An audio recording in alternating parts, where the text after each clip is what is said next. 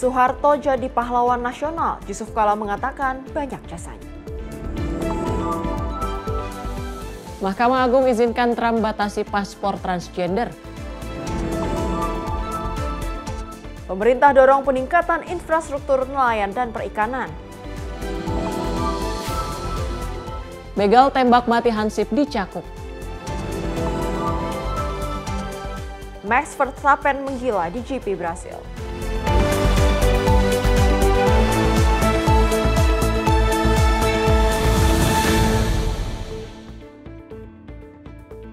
Halo, selamat malam pemirsa. Selain 5 informasi tadi, tentunya kami juga ingin mengucapkan Selamat Hari Pahlawan Nasional 2025. Selama 2 jam ke depan kami akan menghadirkan sejumlah informasi, terutama mengenai agenda Kabinet Merah Putih. Menyapa Indonesia Malam juga akan menghadirkan informasi seputar peristiwa dan berita olahraga. Bersama saya Tiara Dianti. Dan saya Priska Priscilla. Inilah Menyapa Indonesia Malam untuk Anda.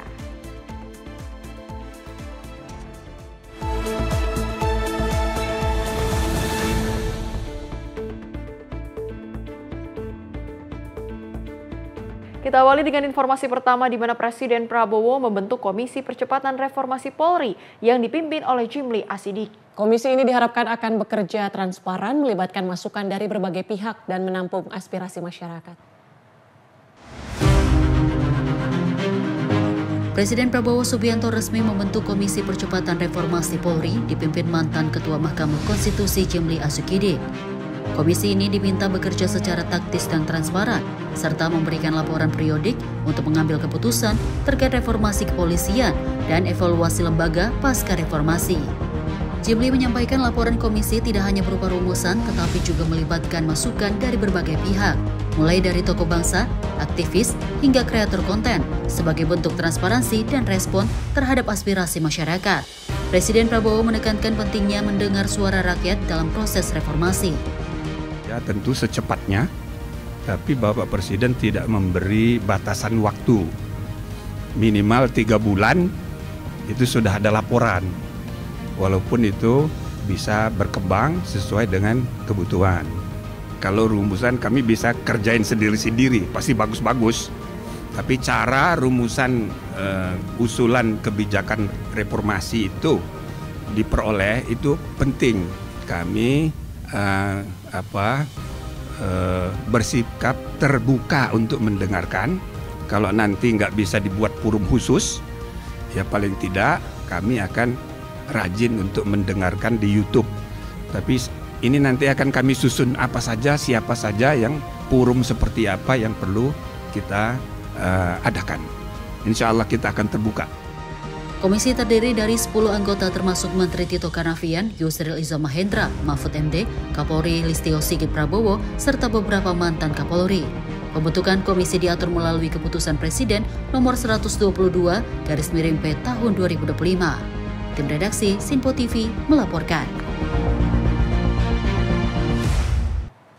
Presiden Prabowo Subianto meminta semua lembaga produk reformasi segera dievaluasi untuk meningkatkan kinerja dan efektivitas. Jimli Asidik menyampaikan bahwa Komisi Percepatan Reformasi Polri yang dipimpinnya akan menampung aspirasi masyarakat dan menghasilkan keputusan yang mengikat.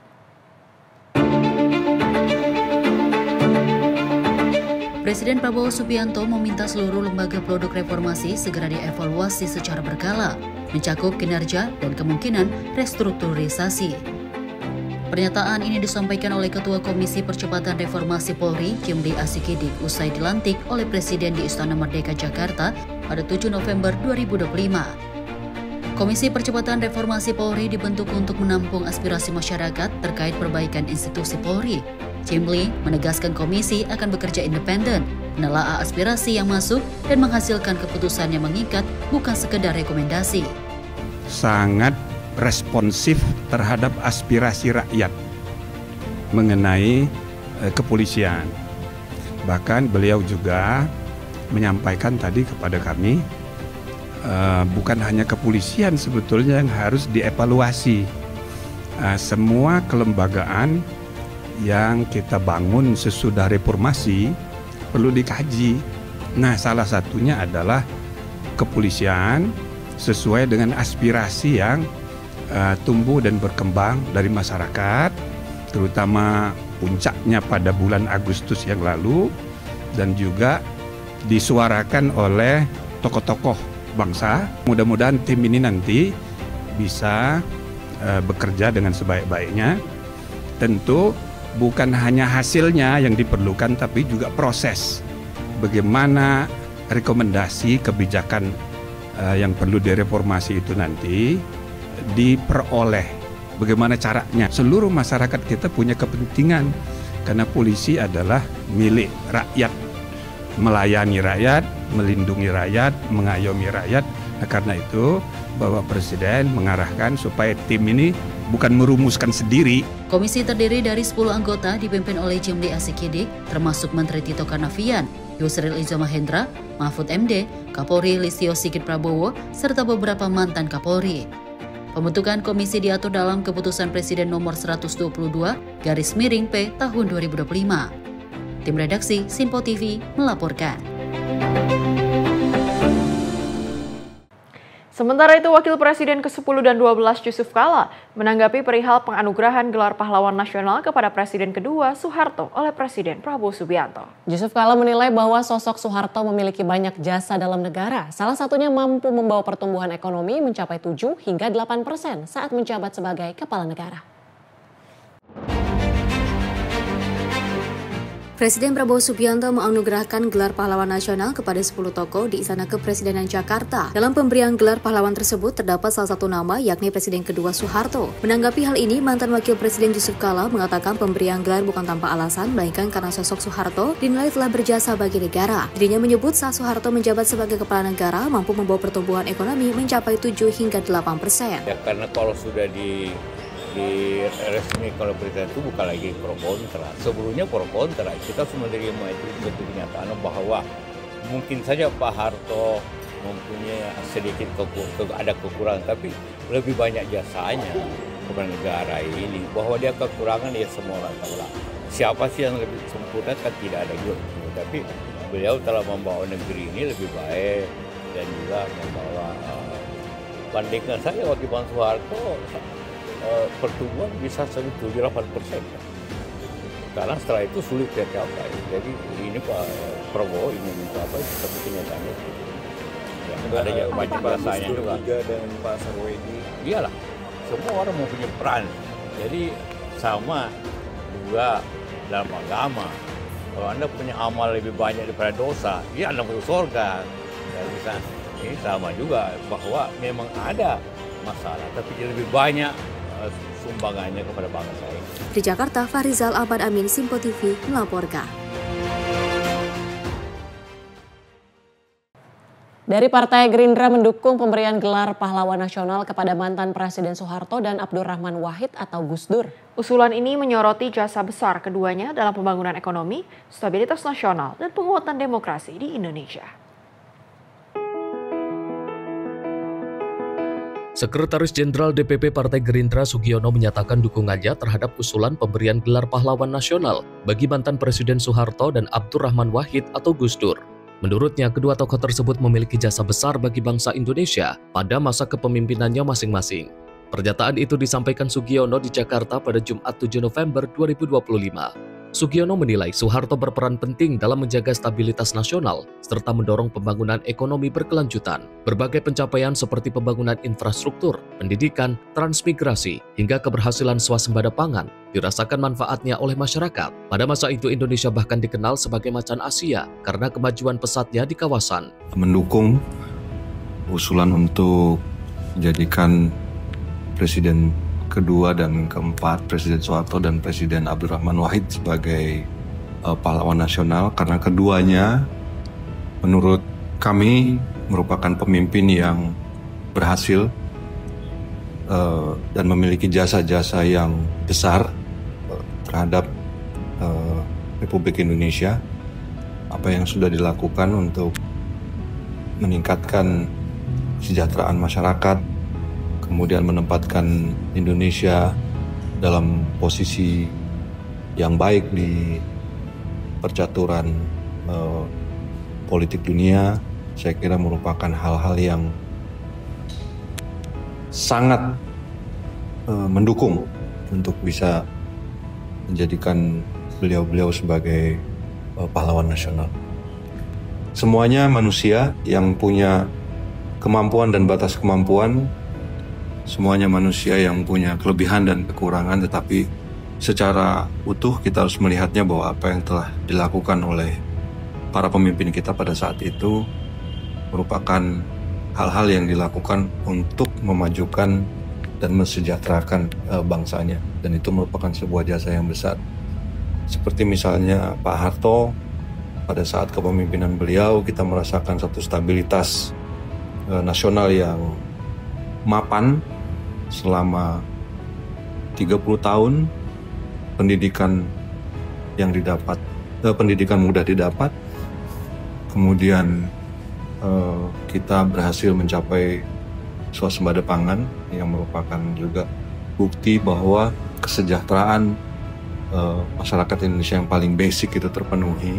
Petani-petani bahagia, makmur, dan saya yakin sebagian besar lapisan pemimpin Indonesia saat ini juga merupakan orang-orang yang besar di dalam situasi kepemimpinan beliau dan merupakan hasil dari buah dan kerja keras beliau sebagai pemimpin pada saat itu.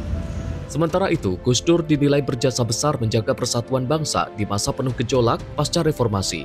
Sugiono menyebut Gus Dur sebagai tokoh yang mengedepankan nilai demokrasi dan pluralisme yang dampaknya masih terasa hingga kini.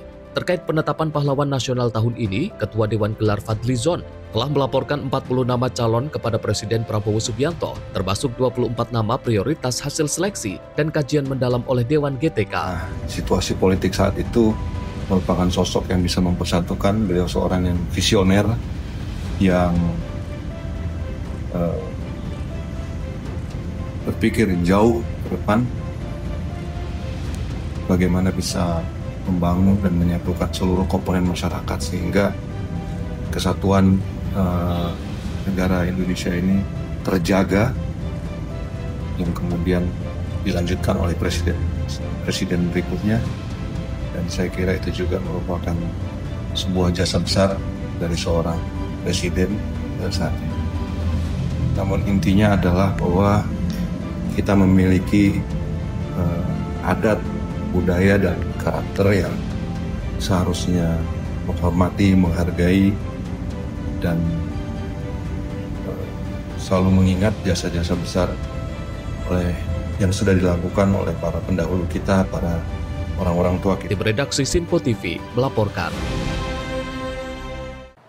Tak hanya itu saja, namun Presiden Prabowo Subianto juga menganugerahkan gelar pahlawan nasional kepada 10 tokoh pada peringatan Hari Pahlawan. Gelar diberikan kepada tokoh yang berjasa dalam perjuangan kemerdekaan, politik, dan penguatan persatuan bangsa. Presiden Prabowo Subianto menganugerahkan gelar pahlawan nasional kepada 10 tokoh pada peringatan Hari Pahlawan di Istana Negara Jakarta pada Senin 10 November 2025. Acara diawali dengan prosesi mengheningkan cipta untuk mengenang jasa para pahlawan yang telah berkontribusi bagi bangsa. Sejenak mengenang arwah dan jasa-jasa para pahlawan yang telah berkorban untuk kemerdekaan, kedaulatan, dan kehormatan bangsa Indonesia, yang telah memberi segala-galanya agar kita bisa hidup merdeka dan kita bisa hidup dalam alam yang sejahtera. Mengheningkan cipta mulai. Penganugerahan berdasarkan keputusan Presiden nomor 116/TK/tahun 2025 yang ditetapkan pada 6 November 2025. Tokoh yang menerima gelar antara lain Ki Haji Abdurrahman Wahid, Jenderal Besar TNI Soeharto, Marsina, Prof. Dr. Mohtar Kusuma Atmaja, Hajah Rama El Yunusia, Sarwo Edi Wibowo, Sultan Muhammad Salahuddin, Syaikona Muhammad Holil, Puan Ronda Haim Saragi, dan Zainal Abidin Syah dari berbagai provinsi di Indonesia. Dewan Gelar Tanda Jasa dan Tanda Kehormatan memberikan pertimbangan pengusulan ini dengan berpedoman pada Undang-Undang Nomor 20 Tahun 2009. Gelar Pahlawan Nasional diberikan kepada mereka yang telah meninggal dan semasa hidupnya berjuang di bidang politik, bersenjata, atau bidang lain untuk merebut, mempertahankan, dan mengisi kemerdekaan, serta memperkuat persatuan bangsa. Tim Redaksi Sinpo TV melaporkan. Presiden RI Prabowo Subianto secara resmi menganugerahkan gelar pahlawan nasional kepada Marsinah, sosok pekerja perempuan yang menjadi simbol perjuangan buruh dan keberanian rakyat biasa dalam menegakkan keadilan. Penganugerahan tersebut dilakukan pada upacara di Istana Negara Jakarta pada Senin pagi, bertepatan dengan peringatan Hari Pahlawan.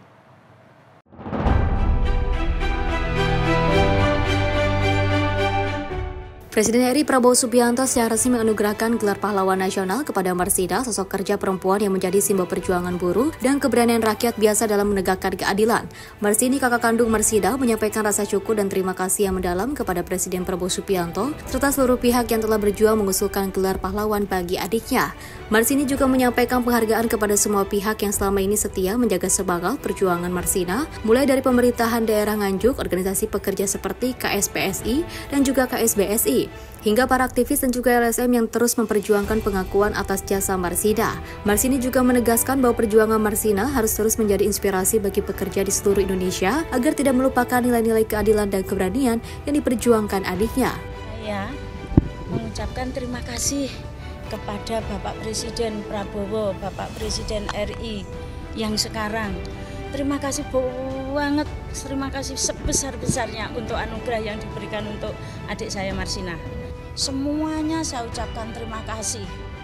Baik dari LSM, baik dari pemerintahan Kabupaten Nganjuk yang support.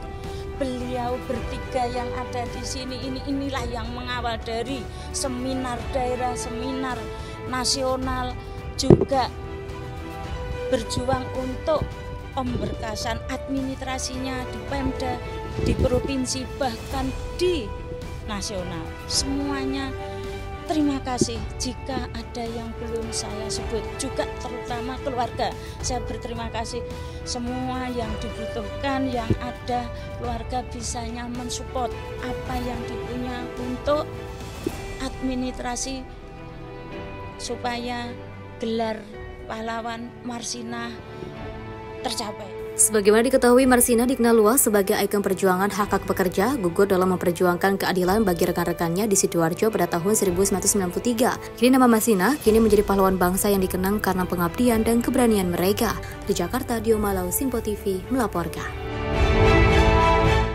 Ketua Dewan Pembina sekaligus Ketua Umum Partai Gerindra, Prabowo Subianto, menegaskan kepada seluruh kader Partai Gerindra agar senantiasa selalu berbuat yang terbaik untuk bangsa dan negara sebelum ajal menjemput. Memberi makan semua anak-anak dan ibu-ibu hamil seluruh Indonesia, itu. Ketua Dewan Pembina sekaligus Ketua Partai Gerindra Prabowo Subianto menegaskan kepada seluruh kader Partai Gerindra agar senantiasa selalu berbuat yang terbaik untuk bangsa dan negara sebelum ajal menjemput mereka. Hal itu ia sampaikan dalam acara taklimat Ketua Dewan Partai Gerindra bertajuk Kompak Bergerak Berdampak yang dihelat di Padepokan Garuda Yaksa, Hambelang, Bogor, Jawa Barat pada Sabtu lalu. Dalam taklimatnya, Prabowo mengimbau kepada semua kader Partai Gerindra yang kini telah menjabat di level eksekutif hingga gubernur dan bupati agar tidak takut berbuat yang terbaik untuk bangsa dan negara. Lebih baik kita berbuat yang terbaik. Gajah meninggalkan gading. Harimau meninggalkan belang. Manusia mati meninggalkan nama. Lebih baik kita dikenang membela rakyat, dikenang membawa Indonesia sejahtera, dikenang memberi makan semua anak-anak dan ibu-ibu hamil seluruh Indonesia, itu. Lebih lanjut, Prabowo mengungkapkan lebih baik berbuat yang terbaik untuk bangsa dan negara Indonesia sejahtera hingga dikenang karena keberhasilannya atas program-program kebijakan pemerintah yang berdampak ke rakyat. Seorang pemimpin negarawan sejati menurutnya juga harus lebih peka menghadapi keadaan bangsanya. Dari Bogor, Jawa Barat, Dio Malau, Sinpo TV melaporkan. Kita ke Gubernur DKI Jakarta Pramono Anung memimpin upacara peringatan Hari Pahlawan Nasional di lapangan Balai Kota Jakarta pada Senin pagi. Dalam kesempatan itu, Pramono turut berbicara perihal makna kemerdekaan hingga cita-cita Presiden Prabowo Subianto.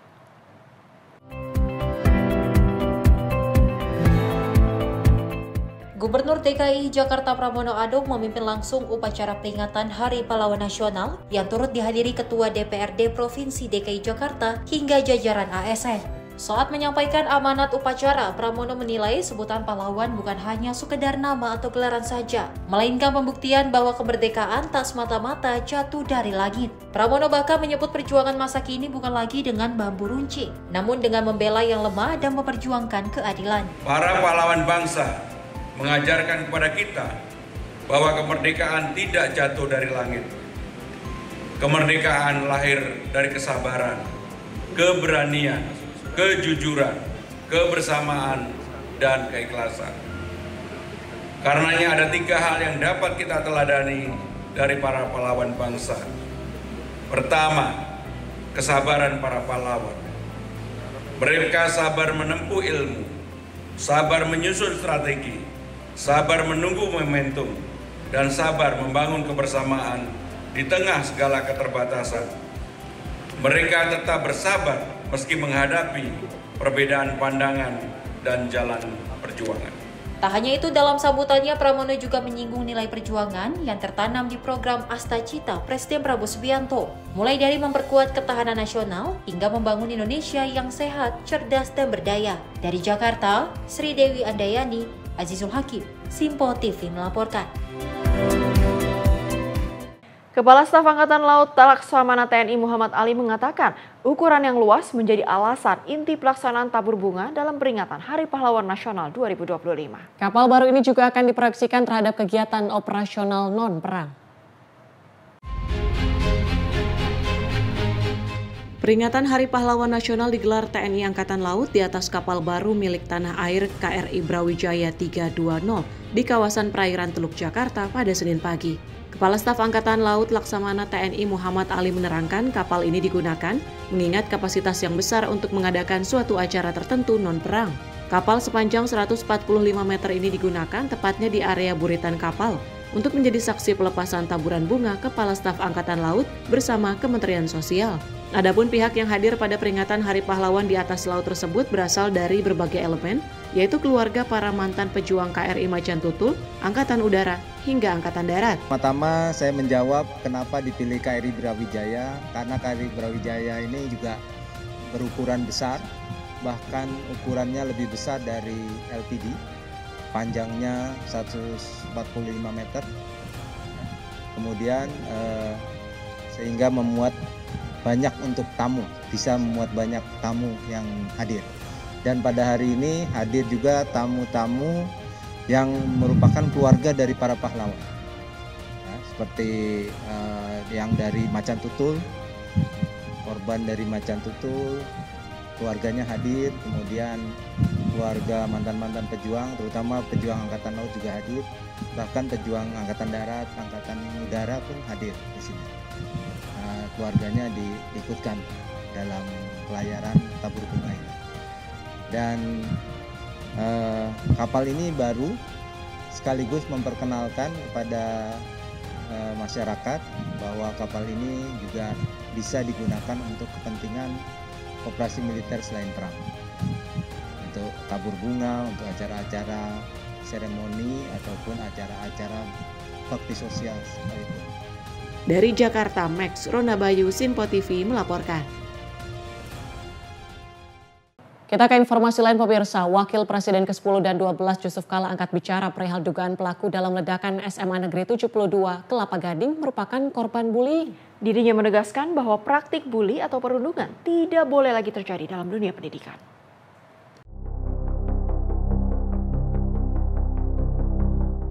Dalam kasus ledakan SMA Negeri 72 Kelapa Gading, pihak kepolisian berhasil mengamankan 1 orang yang diduga pelaku. Pelaku ini merupakan salah satu siswa SMA 72 Kelapa Gading dan diduga menjadi korban bullying. Merespon hal itu, Wakil Presiden ke-10 dan 12 Yusuf Kala menegaskan, ledakan tersebut merupakan sebagai pengingat untuk tidak melakukan bully.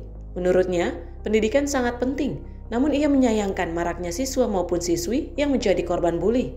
Itu selalu diperingatkan, jangan main-main bully anak-anak ini.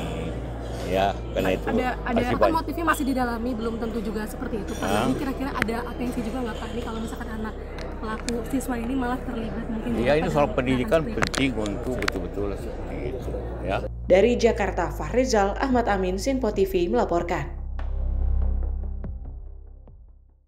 Masih dalam rangka memperingati Hari Pahlawan Nasional 2025, hal unik yang selalu dilakukan setiap tahunnya oleh Kementerian Sosial bersama Angkatan Laut RI ialah menabur bunga di atas perairan laut sebagai bentuk penghormatan atas arwah para pahlawan nasional terdahulu di tanah air. Lalu bagaimana melihat suasana maksud kami peringatan Hari Pahlawan Nasional kali ini? Berikut laporan dari tim liputan Sinpo TV Max Punte dan juru kamera Rona Bayu.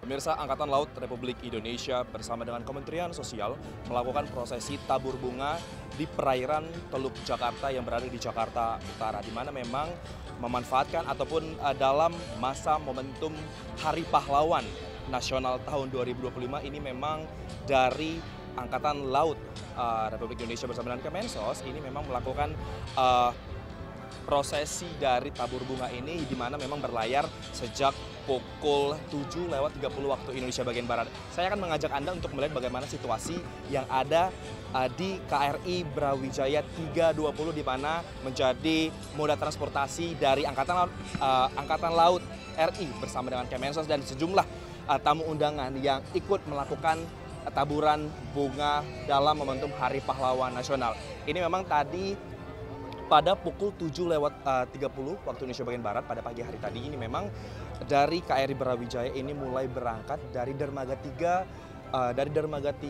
Pelabuhan Tanjung Priuk, Jakarta Utara sendiri.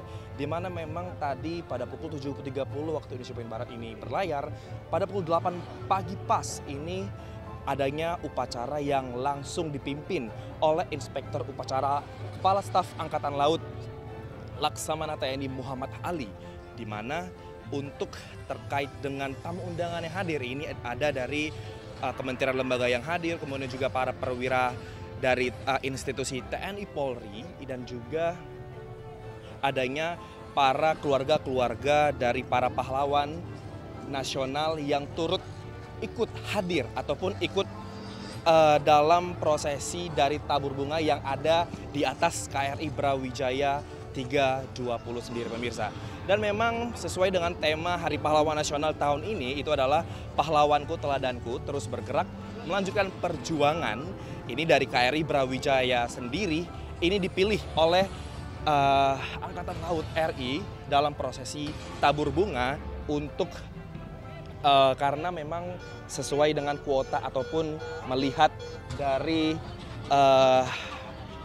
ukuran kapal dari KRI Brawijaya 320 ini memang menjadi kesempatan ataupun sangat besar begitu, di mana memang ini merupakan alutsista terbaru dari Angkatan Laut RI, di mana memang alutsista baru ini juga dimanfaatkan oleh Kepala Staf Angkatan Laut untuk memeriahkan ataupun melakukan prosesi tabur bunga dalam rangka Hari Pahlawan Nasional 2025 sendiri, pemirsa. Dan memang terkait dengan proses penghantaran ataupun tabur bunga yang dilakukan di atas KRI Brawijaya 320 ini sendiri, tadi memang pada pukul 7:30 ini berlayar dari dermaga 3 Pelabuhan Tanjung Priuk itu melanjutkan ataupun menuju ke perairan ataupun kawasan dari perairan Teluk Jakarta sejauh 15 nautical miles, atau memang kalau kita bisa ukur itu sejauh 27,78 km. Itu dari Pelabuhan Tanjung Priuk tepatnya di dermaga 3 menuju ke perairan dari Teluk Jakarta sendiri, pemirsa. Dan tadi melalui sambutan ataupun speech yang disampaikan oleh Kepala Staf Angkatan Laut Muhammad Ali ini memang memanfaatkan momentum dari Hari Pahlawan ataupun tabur bunga ini dapat memperingati ataupun dapat mengingat jasa-jasa arwah para pahlawan khususnya yang ada di institusi Angkatan Laut sendiri. Dan juga tadi dari Wakil Menteri Sosial Agus Jabo Priyono ini juga mengungkapkan memang melalui adanya tabur bunga ini juga dapat meningkatkan rasa kepedulian masyarakat untuk mengingat jasa-jasa para pahlawan sendiri, pemirsa. Dan dari KRI Brawijaya 320 di perairan Teluk Jakarta, Max Juru Kamera, Rona Bayu, Sinpo TV melaporkan. Di tengah peringatan Hari Pahlawan, seorang veteran perang Surabaya berusia 114 tahun di Lampung Timur, Lampung masih setia mempertahankan semangat juang yang tak pernah padam. Dengan cara yang sederhana namun syarat makna, ia mengenang perjuangan rekan-rekannya melalui ritual pembersihan senjata tua pada setiap tanggal 10 November.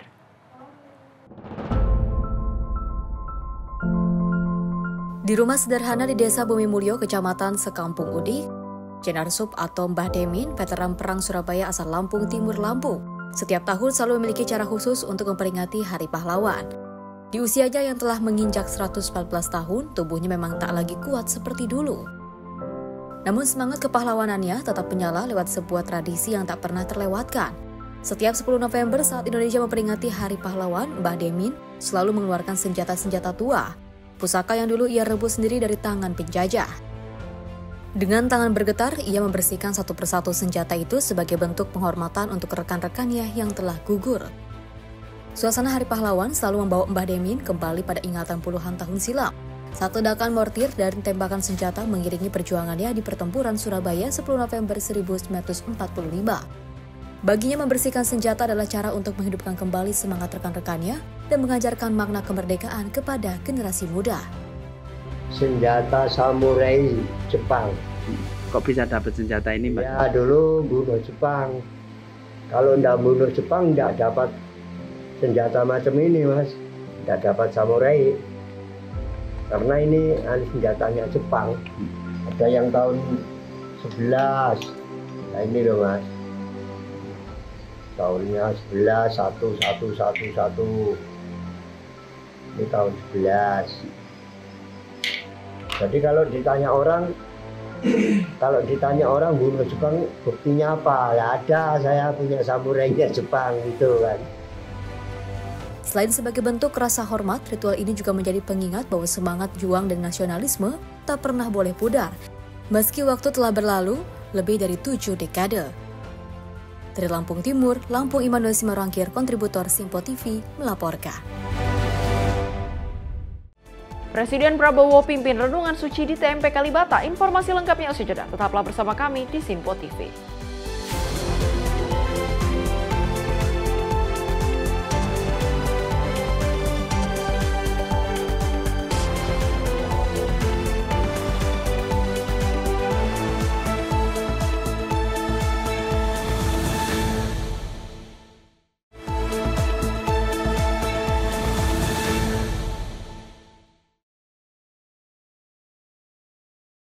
Anda kembali menyaksikan Menyapa Indonesia Malam dan informasi kami lanjutkan.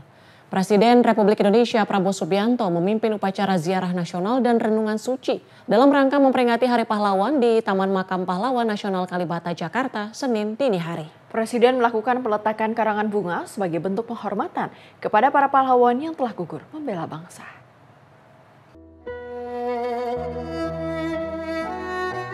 Presiden Republik Indonesia Prabowo Subianto memimpin upacara ziarah nasional dan renungan suci dalam rangka memperingati Hari Pahlawan di Taman Makam Pahlawan Nasional Kalibata, Jakarta, Senin dini hari. Prabowo tiba pada pukul 23:44 waktu Indonesia Barat. Sebelumnya, Wakil Presiden Gibran Rakabuming Raka tiba di lokasi upacara sekitar pukul 23:40 waktu Indonesia Barat pada Minggu 9 November 2025. Setelah upacara dimulai, Prabowo melakukan peletakan karangan bunga sebagai bentuk penghormatan kepada para pahlawan yang telah gugur membela bangsa.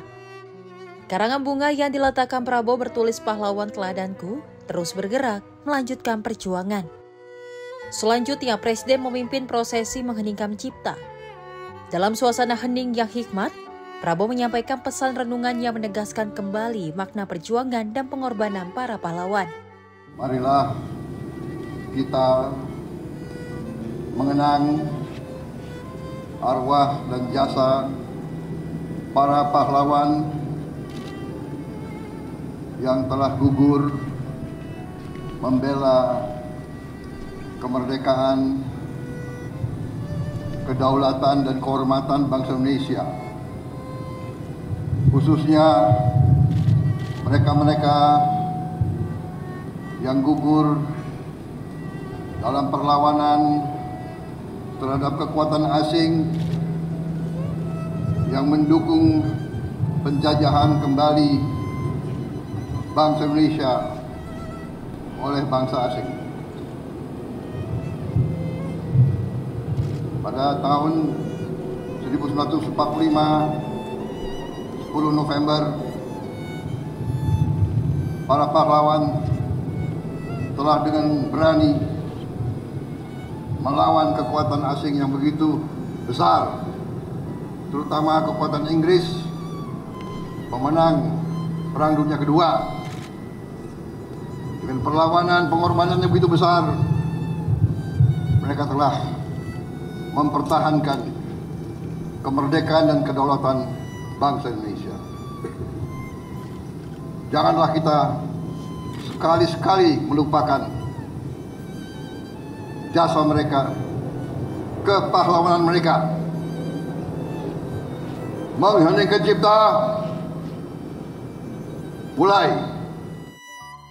Ia kemudian menegaskan kembali nilai historis Hari Pahlawan yang bersumber dari keberanian rakyat Indonesia dalam mempertahankan kemerdekaan pada tahun 1945. Prosesi renungan suci berlangsung tenang dan penuh penghormatan. Para peserta termasuk pejabat negara anggota Kabinet Merah Putih, perwira tinggi TNI Polri, menundukkan kepala dalam keheningan, mengenang perjuangan yang menjadi fondasi kemerdekaan Indonesia. Dari Jakarta, Gio Malau, Simpo TV melaporkan.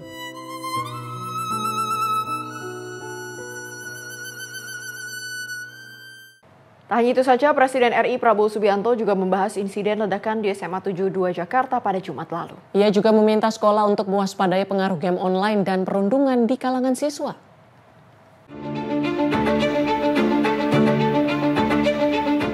Presiden Prabowo Subianto membahas insiden ledakan di SMA 72 Jakarta pada Jumat lalu. Ia juga meminta sekolah untuk mewaspadai pengaruh game online dan perundungan di kalangan siswa. Hal tersebut disampaikan Presiden dalam rapat terbatas bersama sejumlah menteri dan pejabat negara di kediamannya Jalan Kertanegara 4, Jakarta Selatan. Hadir dalam rapat tersebut Kapolri Jenderal Listio Sigit Prabowo, Menteri Pertahanan Safri Samsudin, Menteri Kebudayaan Fadlizon, serta pejabat lainnya.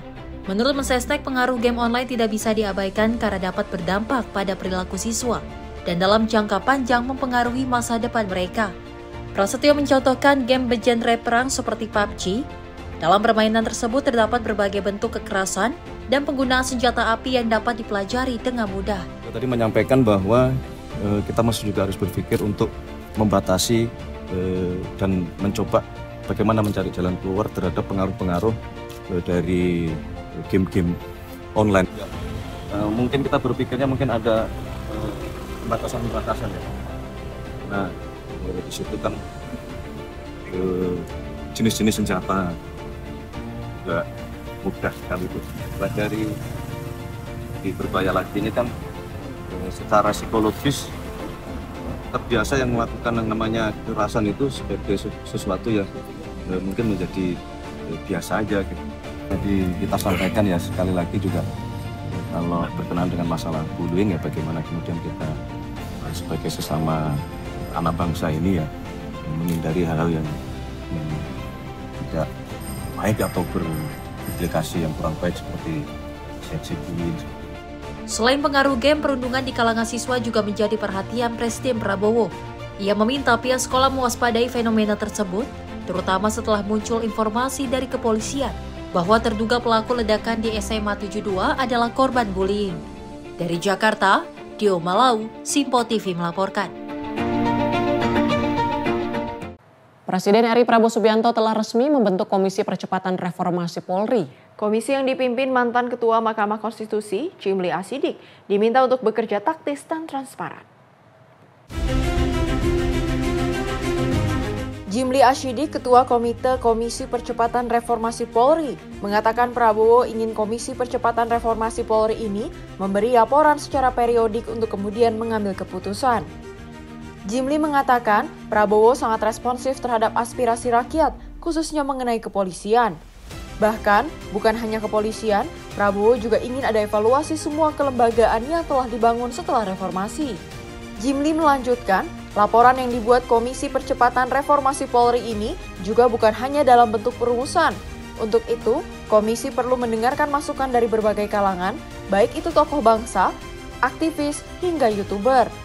Masukan dari berbagai pihak menjadi penting sebagai bentuk transparansi.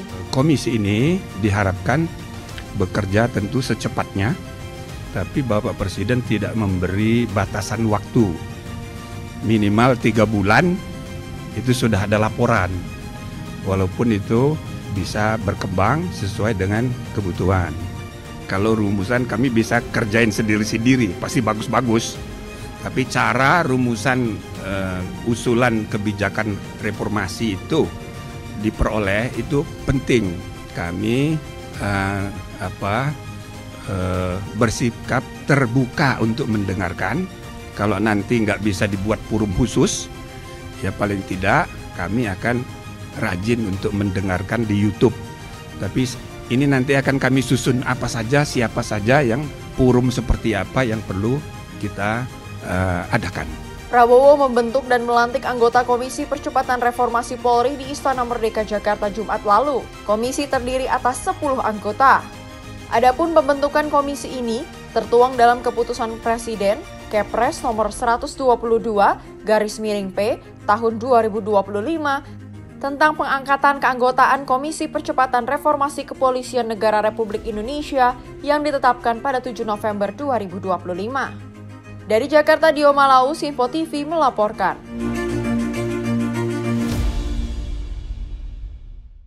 Pemirsa, konser musik dan pameran foto bertajuk Bangga Merdeka untuk Indonesia Raya digelar sebagai peringatan Hari Pahlawan 10 November di Surabaya, Jawa Timur. Konser digelar untuk membangkitkan api semangat pahlawan dan cinta tanah air.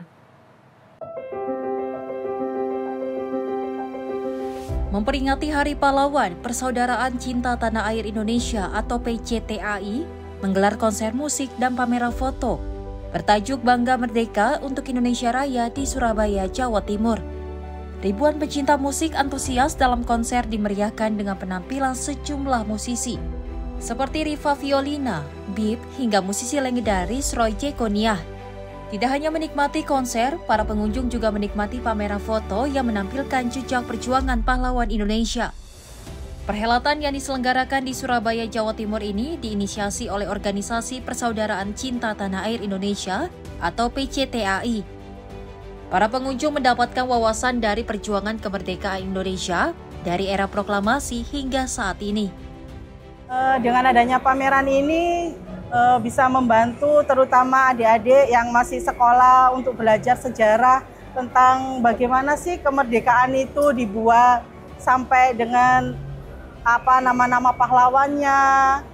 Senang sekali bisa mengingat-ingat lagi perjuangan para pahlawan yang telah berjuang untuk negara Indonesia menjadi negara yang maju. Persaudaraan Cinta Tanah Air Indonesia berharap konser musik dan pameran foto ini dapat memupuk rasa cinta generasi muda pada tanah air Indonesia. Persaudaraan Cinta Tanah Air ingin menyampaikan bahwa dalam Perang 10 November, dalam rangka mempertahankan kemerdekaan Indonesia, di sana banyak elemen bangsa yang ikut berjuang. Ada santri, ada ulama, ada polisi juga. Jadi ada satu kesatuan polisi istimewa di Surabaya yang dipimpin oleh M. Yasin.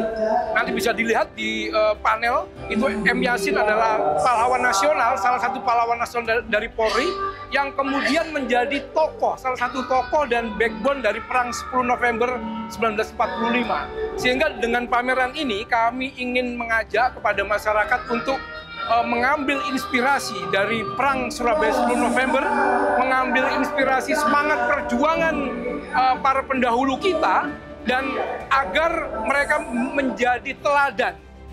Konser musik dan pameran foto yang digelar di Grand City Surabaya dihadiri oleh sejumlah pejabat dari Pemprov Jawa Timur, Polda Jawa Timur, dan perwakilan Mabes Polri. Terima kasih sekali lagi kepada PCTA Indonesia yang telah mengangkat contoh pahlawanan Polri dari sejak masa perjuangan kemerdekaan hingga saat ini.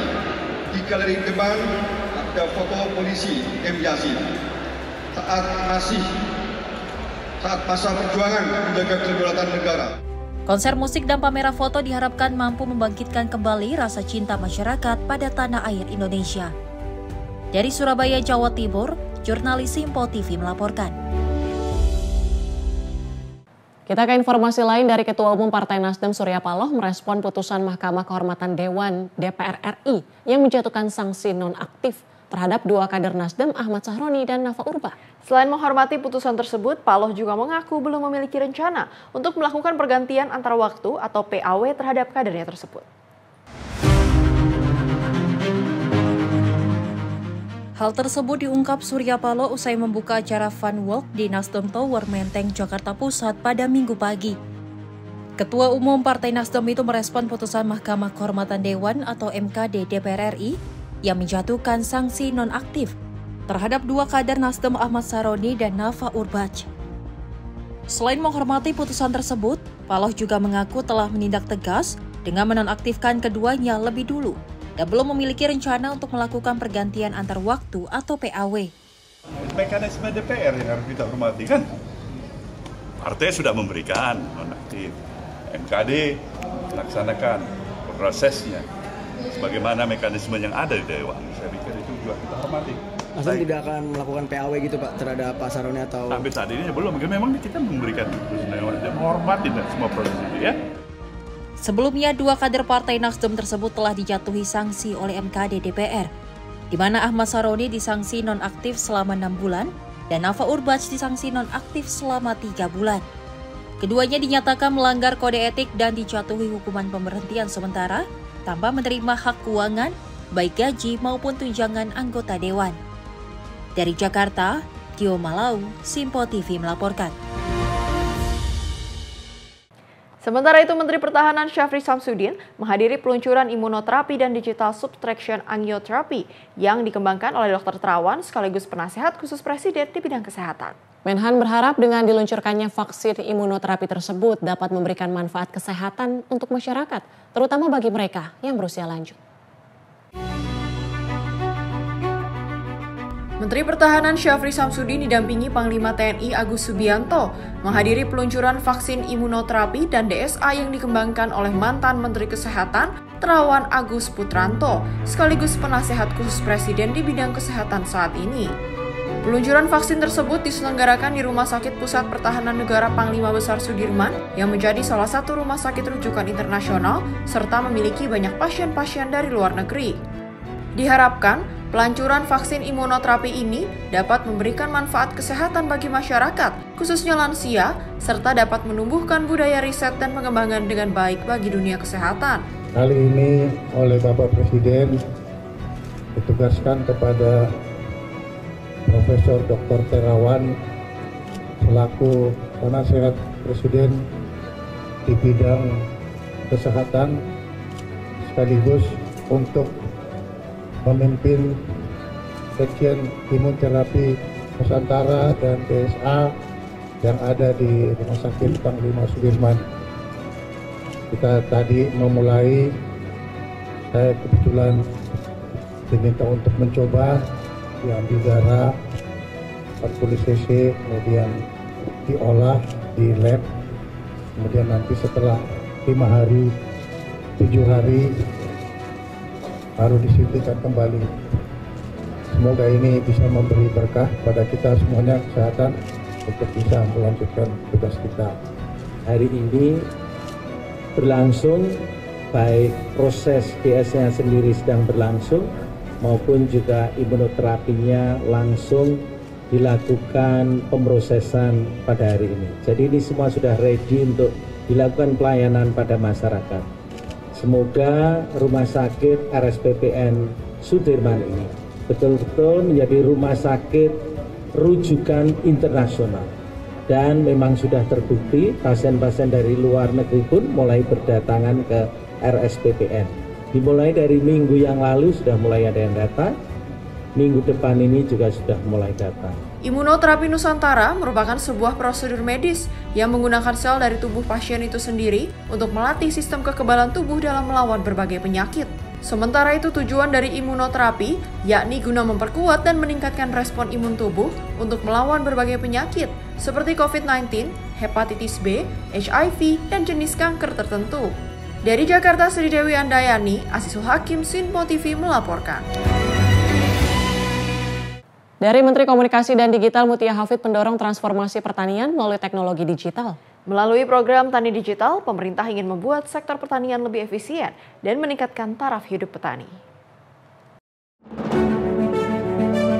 Sektor pertanian Indonesia kini memasuki era baru yang tak hanya mengandalkan tenaga dan lahan, tetapi juga teknologi, data, dan inovasi digital untuk memperkuat ketahanan pangan nasional.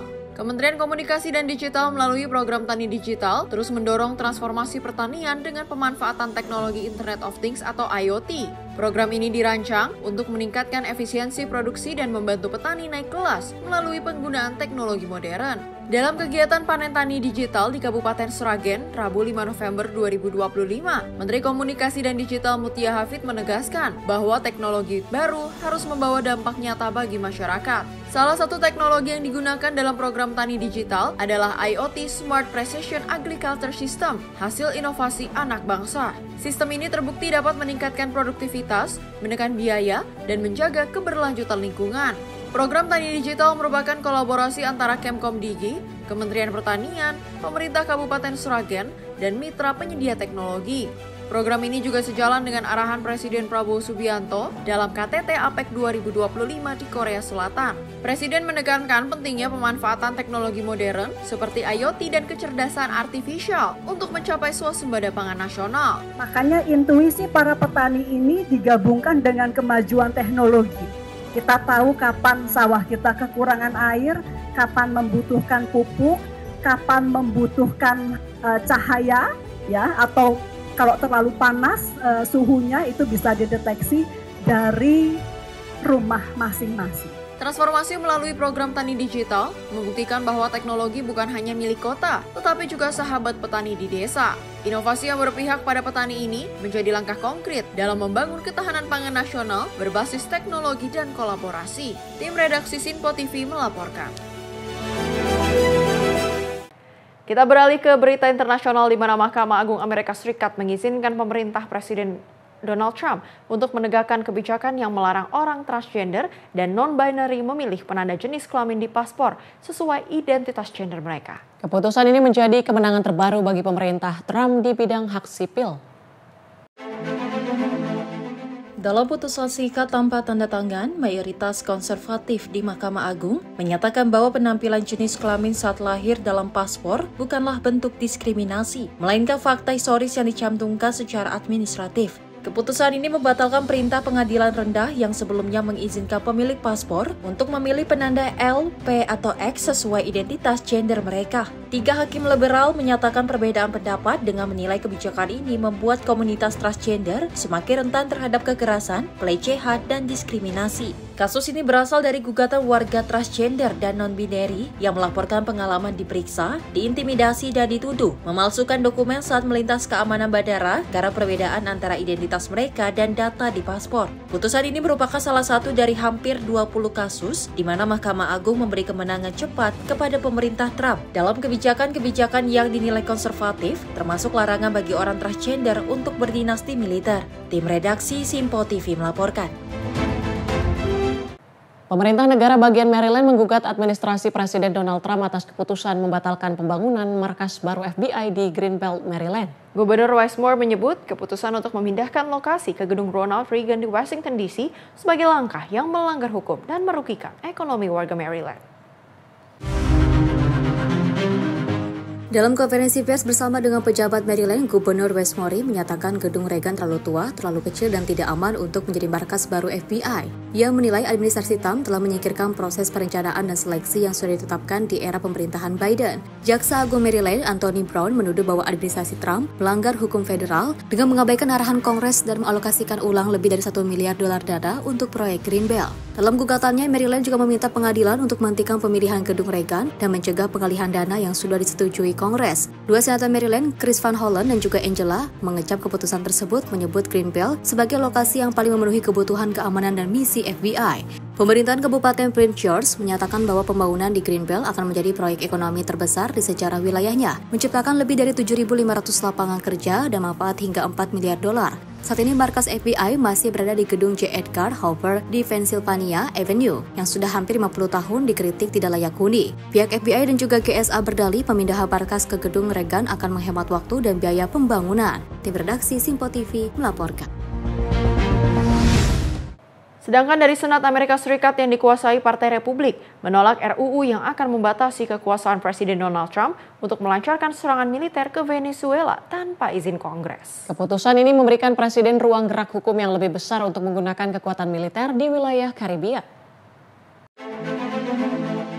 Hasil pemungutan suara di Senat berakhir tipis 51 menolak dan 49 mendukung. Hanya dua senator Republik, Rand Paul dari Kentucky dan juga Lisa Murkowski dari Alaska, yang memilih seirama dengan Partai Demokrat. Resolusi tersebut mengatur Presiden harus mendapat persetujuan Kongres sebelum melancarkan serangan militer ke Venezuela di tengah kekhawatiran eskalasi konflik di Karibia. Namun Republikan menilai pembatasan tersebut akan melemahkan posisi Amerika Serikat dan menghambat tindakan cepat terhadap ancaman narkoba. Administrasi Trump telah meningkatkan aktivitas militer di perairan Karibia, termasuk penyerangan kapal yang diduga menyelundupkan narkoba, serta penempatan kapal induk canggih. Kampanye ini telah menyebabkan 69 korban tewas dalam 17 serangan terkonfirmasi. Tokoh Demokrat seperti Senator Adam Schiff menilai aksi militer tersebut bisa menjadi upaya perubahan rezim dan menegaskan Kongres harus terlibat dalam pengambilan keputusan. Ditolaknya resolusi ini membuat Presiden Trump tetap memiliki ruang gerak penuh untuk melanjutkan pembangunan kekuatan naval di Karibia. Keputusan Senat ini memicu debat luas terkait dengan batasan kekuasaan eksekutif dalam urusan perang. Tim redaksi Simpo TV melaporkan.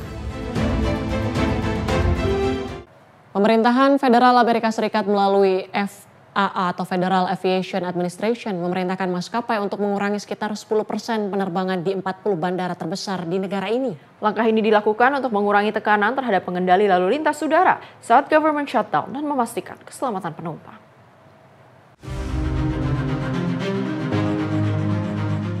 Pengurangan penerbangan dianggarkan mulai berlaku pada hari Jumat dan penumpang disarankan untuk segera memeriksa status penerbangan mereka dengan maskapai. FAA menegaskan bahwa langkah ini merupakan tindakan darurat untuk menjaga keselamatan lalu lintas udara, mengingat pengendali lalu lintas udara di seluruh negara sedang terbatas akibat government shutdown. 40 bandara terdampak meliputi wilayah strategis di Amerika Serikat, dari pesisir barat hingga timur, dan termasuk beberapa bandara paling ramai. FAA menekankan bahwa pengurangan ini adalah untuk mempertahankan standar keselamatan dan maskapai sudah dihimbau untuk menyesuaikan jadwal penerbangan.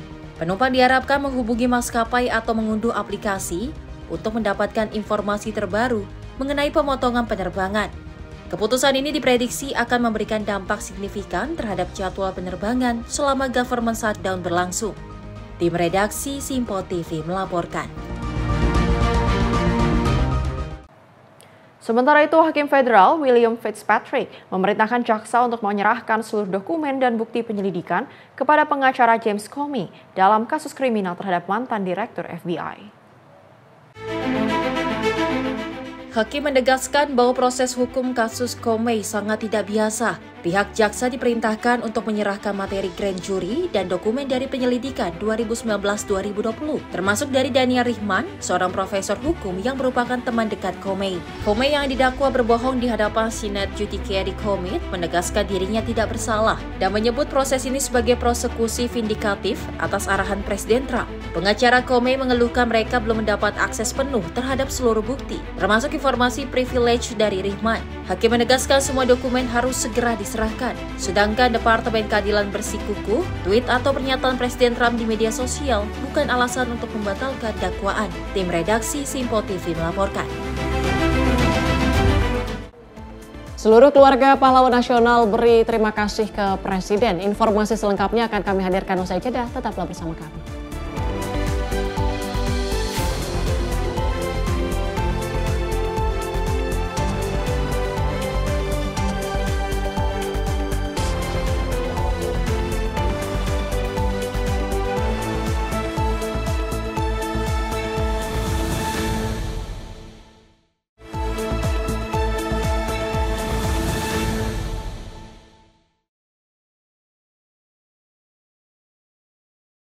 Terima kasih pemirsa, Anda masih bersama kami di Menyapa Indonesia Malam.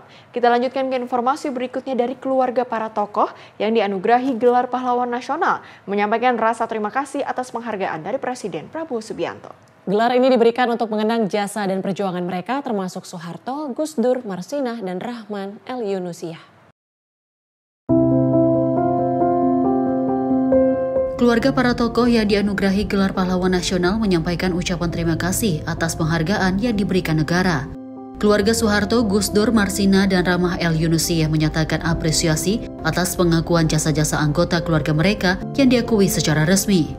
Putra dan putri mendiang Soeharto menyerahkan penilaian jasa ayah mereka kepada masyarakat, sementara keluarga Marsinah menyoroti perjuangan sosial dan keberanian aktivis buruh tersebut yang gelarnya diterima oleh kakak dan adiknya Marsini dan Wijiyanti.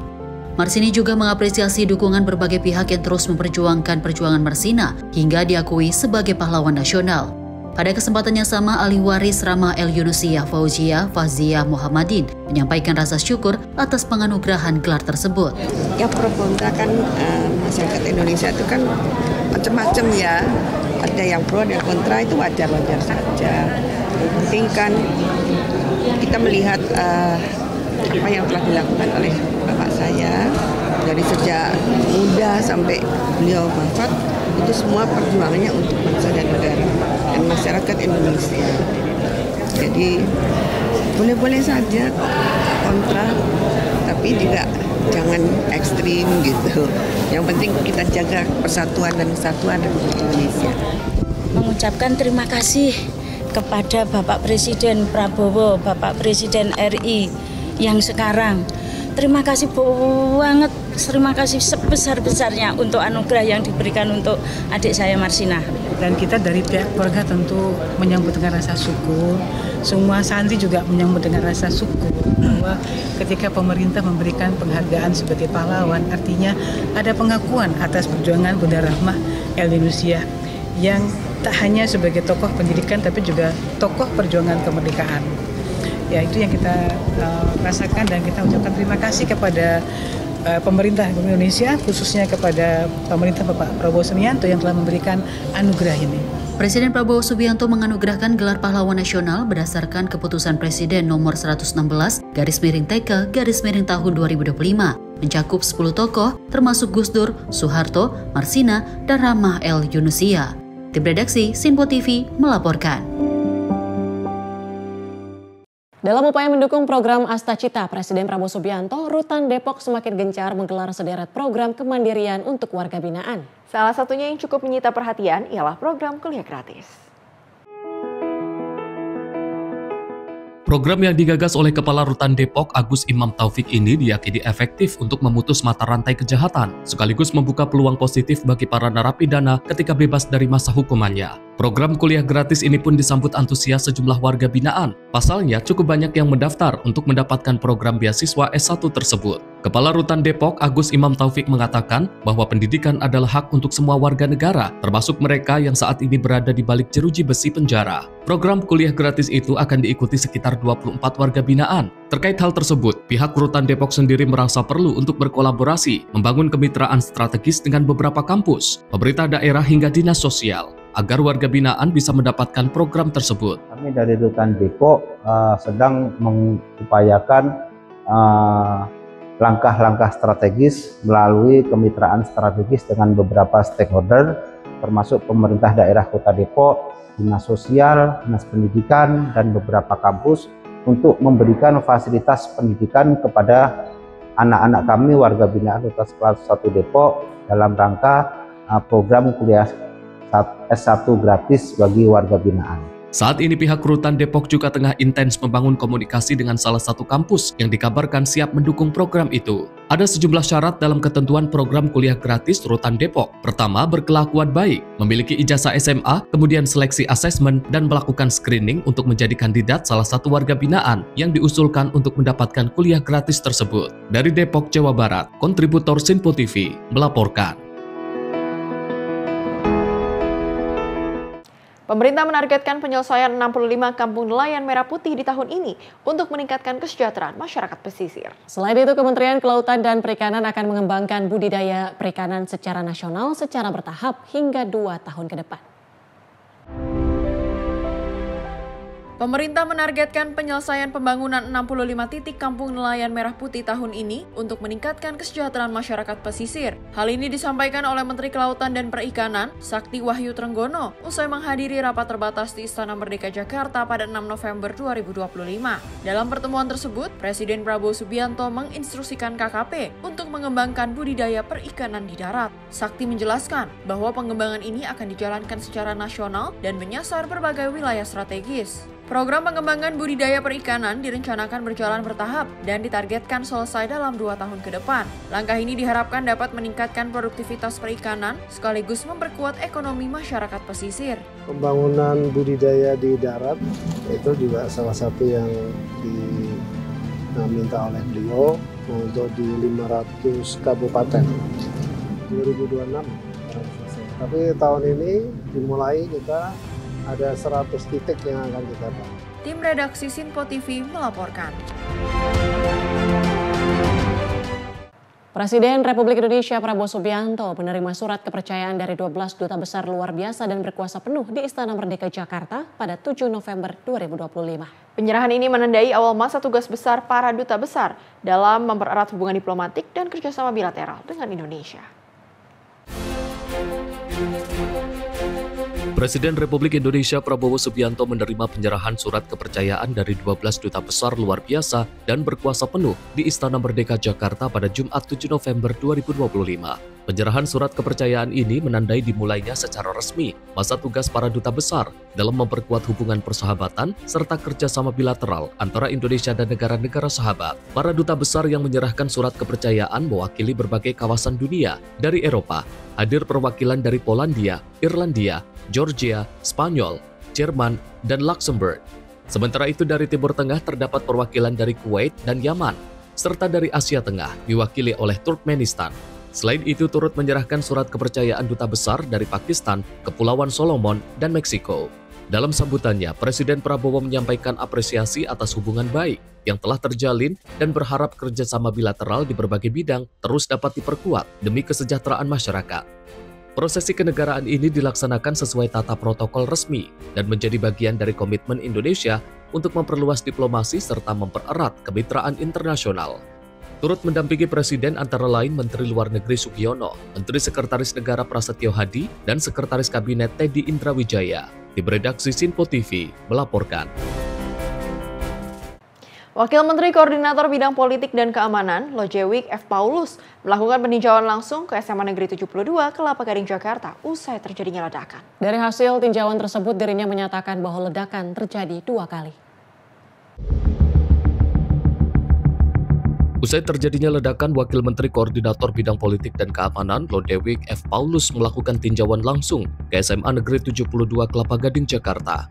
Lodewijk mengatakan ledakan yang terjadi pada Jumat siang tersebut terdengar sebanyak 2 kali.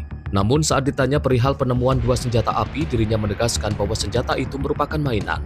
Ia meminta kepada sebuah pihak menyerahkan kepercayaan sepenuhnya kepada pihak kepolisian untuk melakukan pendalaman terkait ledakan SMA Negeri 72 Kelapa Gading, Jakarta. Di dalam yang jelas pada jam 12.15 tadi di masjid atau musolanya SMA 72 ya Kodaeral ini telah terjadi ledakan ya, telah ledakan, dan ledakan itu ada 2 kali ya. Pertama di agak belakang, kedua dekat pintu musola atau masjid ya.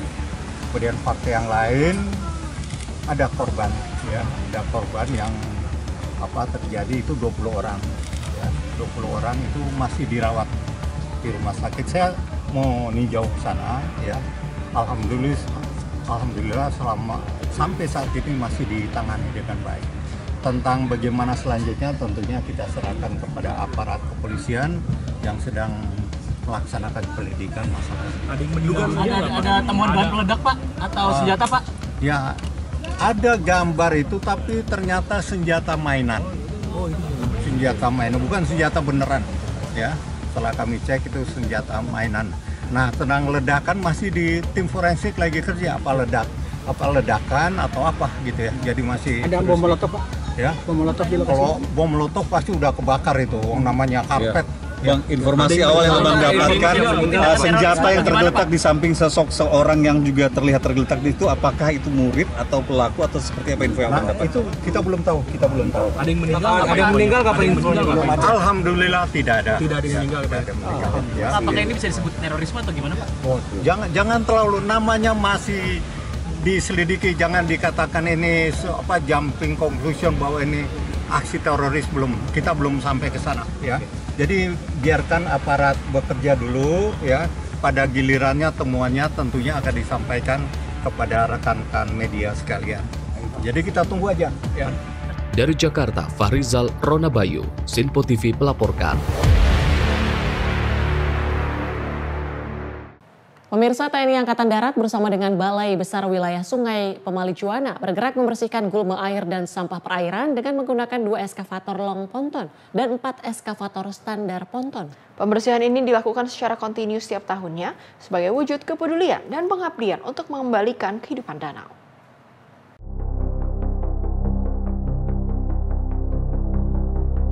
Danau bukan sekedar bentang alam yang memancarkan ketenangan, tetapi sumber kehidupan yang menjaga keseimbangan ekosistem dan menghidupi masyarakat di sekitarnya.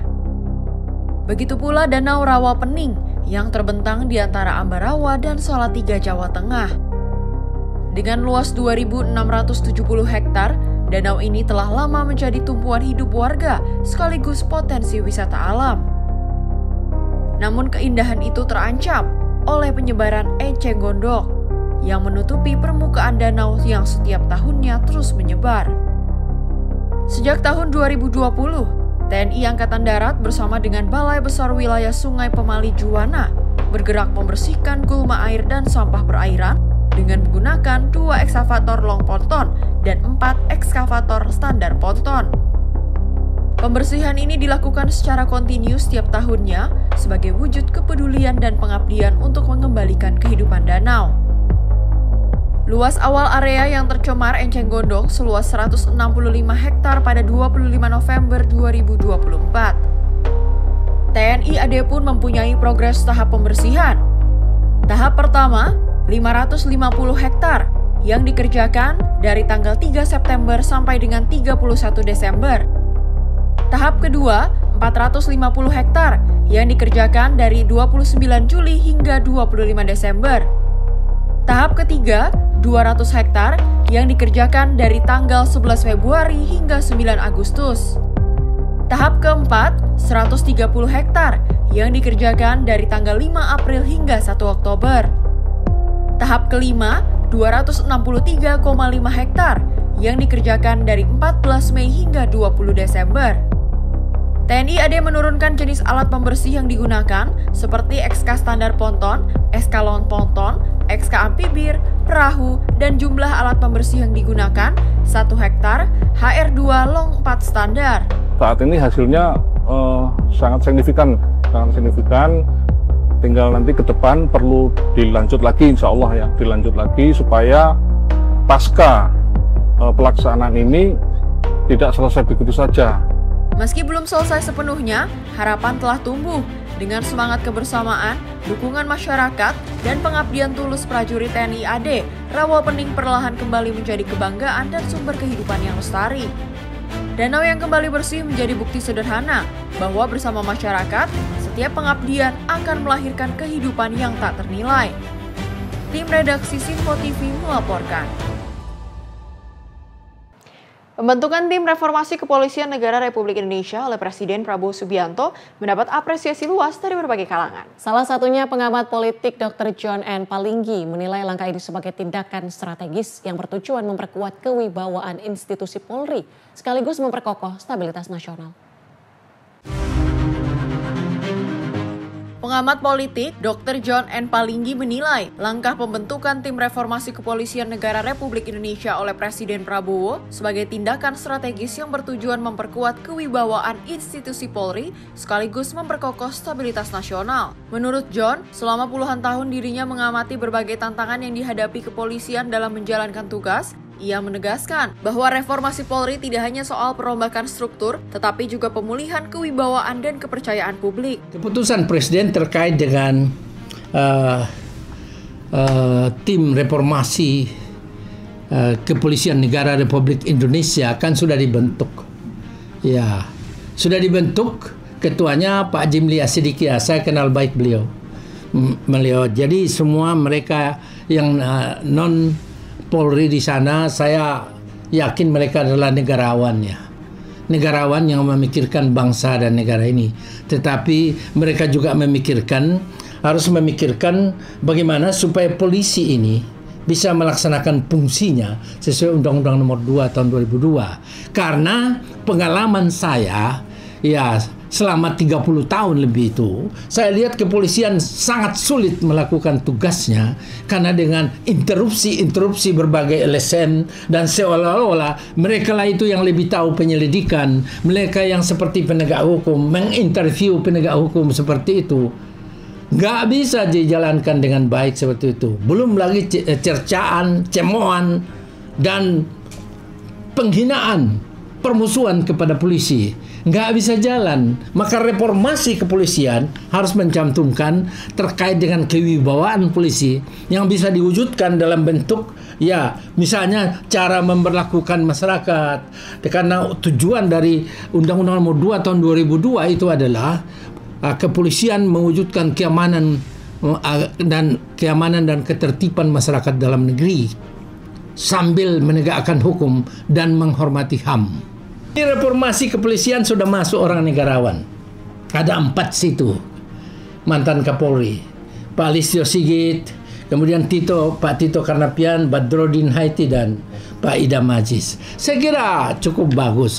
Ada memang pendapat di luar bahwa mengapa tidak ada orang sipil situ yang mengerti HAM. Saya kira tidak perlu. Saya tegaskan tidak perlu. Ini urusan kenegaraan dan internal tidak pada tempatnya untuk dicampuri. Serahkan kepada Bapak Presiden, itu sudah mikirkan bagaimana supaya menyusun orang yang tepat dan memiliki loyalitas kepada negara dan juga kesetiaan juga pada Presiden. Adapun menurut John, Undang-Undang Nomor 2 Tahun 2002 sudah sangat jelas. Tujuan kepolisian adalah menjaga keamanan dan ketertiban masyarakat, menegakkan hukum, serta melindungi hak asasi manusia. Karena itu, pembenahan internal harus diarahkan untuk memperkuat fungsi-fungsi tersebut. Sebagaimana diketahui, tim reformasi Polri yang dibentuk Presiden Prabowo terdiri dari berbagai tokoh berpengalaman, termasuk 4 mantan Kapolri, yakni Jenderal Purn Listio Sigit Prabowo, Tito Karnavian, Badron Haiti, dan Idham Aziz. Dari Jakarta, Dio Malau, Sinpo TV melaporkan. Kementerian Komunikasi dan Digital resmi meluncurkan Garuda Spark Innovation Hub di Kota Medan. Fasilitas ini menjadi ruang kolaborasi digital pertama di Sumatera yang berfokus pada pengembangan teknologi pertanian dan pangan. Kementerian Komunikasi dan Digital meresmikan Garuda Spark Innovation Hub di Kota Medan. Inisiatif ini menjadi bagian dari strategi nasional untuk memperkuat ketahanan pangan melalui teknologi dan memperluas ekosistem startup keluar Pulau Jawa. Garuda Spark Medan melengkapi 2 hub serupa yang sebelumnya beroperasi di Jakarta dan Bandung. Melalui kehadirannya di Medan, pemerintah menargetkan lahirnya inovasi-inovasi baru dari daerah, khususnya di sektor teknologi pertanian dan pangan. Menteri Komunikasi dan Digital Mutia Hafid menjelaskan, Garuda Spark Innovation Hub dirancang sebagai wadah kolaborasi antara startup, industri, akademisi, dan investor untuk membangun solusi digital yang menjawab tantangan pangan nasional. Mutia menegaskan, Medan memiliki daya saing digital dan potensi besar dalam pertumbuhan ekonomi kreatif berbasis teknologi. Medan yang dulu adalah kota perdagangan, kita juga harapkan menjadi kota perdagangan ide dan juga inovasi. Medan tidak hanya kota industri, tapi tumbuh menjadi kota teknologi. Ya, di slide pertama kita ingin sampaikan mungkin semangat kita yang paling utama bersumber dari Bapak Presiden yang kemarin di Forum APEC juga menyampaikan betapa pentingnya kita mempersiapkan generasi kita untuk kecerdasan artifisial, dan juga beliau juga secara khusus membahas mengenai penggunaan kecerdasan artifisial di bidang pertanian.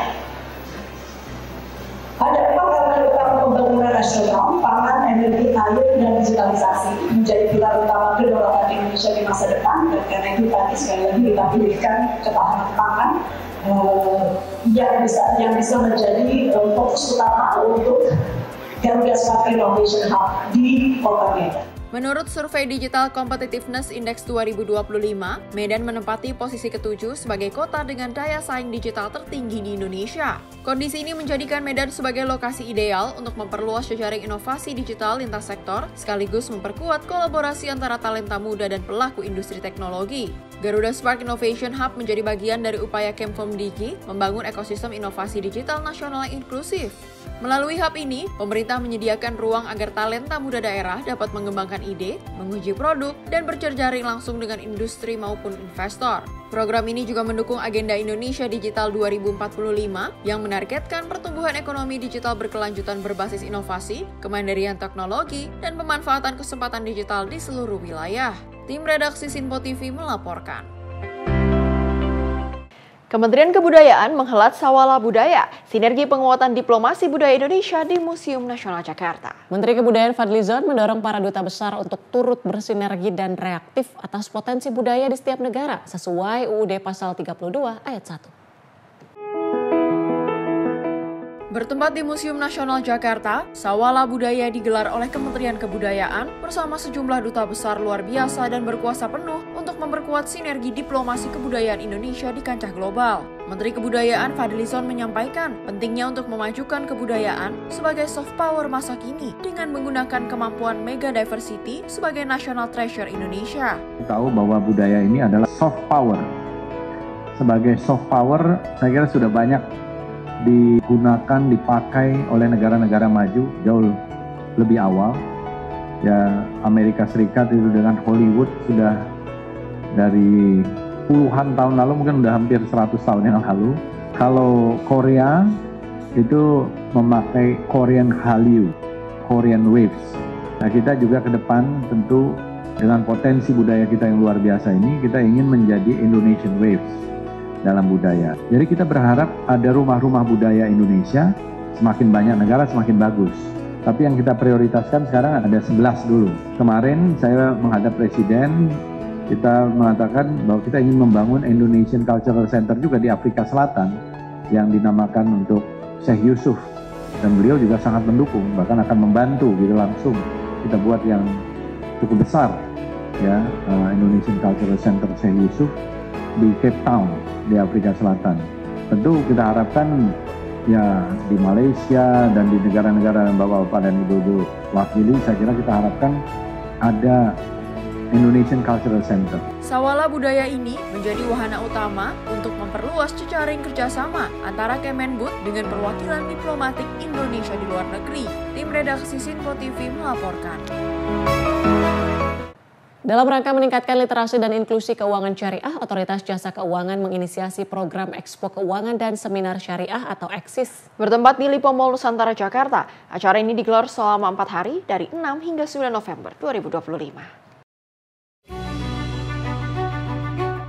Sebagai langkah nyata OJK dalam mempererat literasi dan inklusi keuangan syariah nasional, sekaligus mendorong inovasi ekosistem keuangan syariah yang modern dan berdaya saing, Otoritas Jasa Keuangan berkolaborasi dengan pelaku usaha jasa keuangan syariah, self-regulator organization, asosiasi, kementerian, lembaga, dan stakeholder terkait menyelenggarakan Expo Keuangan dan Seminar Syariah atau EXIS 2025 dengan tema Keuangan Syariah untuk Semua, Kesejahteraan untuk Bangsa. Acara ini dibuka oleh Kepala Eksekutif Pengawas Perilaku Pelaku Usaha Jasa Keuangan, Edukasi dan Perlindungan Konsumen OJK, Friderika Widyasari Dewi, Menteri Usaha Mikro, Kecil dan Menengah, Maman Abdurrahman, Wakil Gubernur Jakarta Rano Karno, serta perwakilan industri jasa keuangan syariah. EXIS sendiri memiliki 2 misi utama, yakni peningkatan kesejahteraan masyarakat secara umum dan pemberdayaan pelaku usaha khususnya UMKM. Diharapkan EXIS mampu menjadi ruang bagi ide dan inovasi baru dalam pengembangan ekosistem keuangan syariah yang modern, transparan, dan berdaya saing.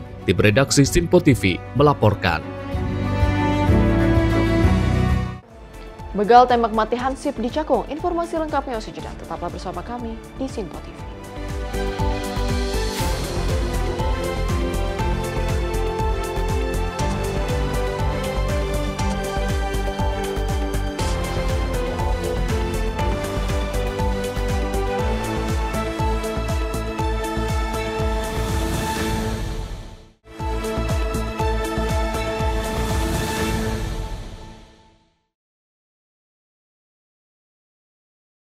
Terima kasih Anda masih bersama kami di Sinpo TV dan informasi kami lanjutkan.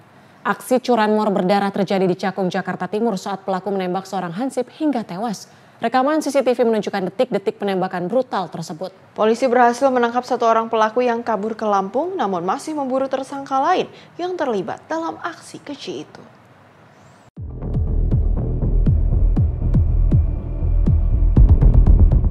Kejadian keji kembali terjadi di daerah Cakung, Jakarta Timur pada 8 Oktober 2025. Dilansir dari rekaman CCTV yang berada di TKP, para pelaku curanmor yang beroperasi di kawasan Cakung, Jakarta Timur tega menembak seorang hansip di bagian perut dengan senjata api. Akibat dari tembakan tersebut, hansip terkena tembakan dari pelaku meregang nyawa.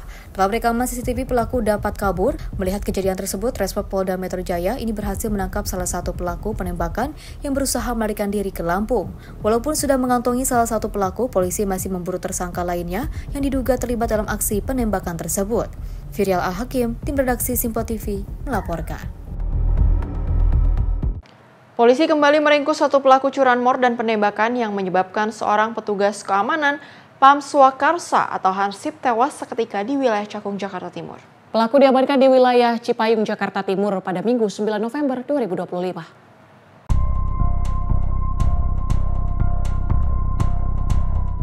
Tak membutuhkan waktu lama, petugas gabungan Subdit Resmob Polda Metro Jaya dan Satreskrim Polres Jakarta Timur mengamankan satu pelaku lainnya yang terlibat dalam aksi pencurian kendaraan bermotor dan penembakan yang menyebabkan seorang petugas keamanan Pam Swakarsa atau hansip di wilayah Cakung, Jakarta Timur tewas pada Sabtu 8 November 2025.